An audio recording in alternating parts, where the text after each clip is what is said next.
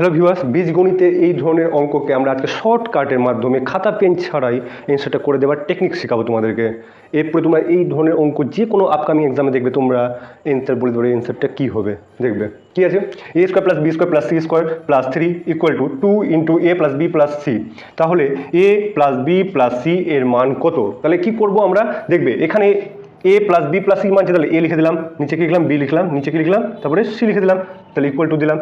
এবার দেখবে এর কোপিসিয়েন্ট কি আছে, মানে এর পাশে কোনো সংখ্যা আছে নাই, তুমি কি ধরবো 1 ধরবো, তাহলে 1 লিখলাম। এবার দেখবে এখানে এ স্কোয়ারের কোপিসিয়েন্ট কি আছে, কিছু আছে নাই, তার কিছু না থাকলে কি ধরবো 1 ধরে নেবো, তাহলে 1/1 হয়ে গেল। আবার দেখবো বি এর কোপিসিয়েন্ট কি আছে, কিছু আছে নাই, তো 1 ধরবো। আবার এখানে কোপিসিয়েন্ট কি ধরবো 1 ধরবো, কিছু নাই বলে। আবার সি এর ক্ষেত্রেও সেই সেম টু সেম করবো 1/1, তাহলে কি হবে 1/1 কেটে গেলে কি হবে 1 হবে, 1/1 কেটে গেলে কি হবে 1। তাহলে A plus B plus C এর মান কত হবে, তাহলে 1 + 1 + 1, তাহলে 3 হয়ে যাবে আমাদের অ্যান্সার।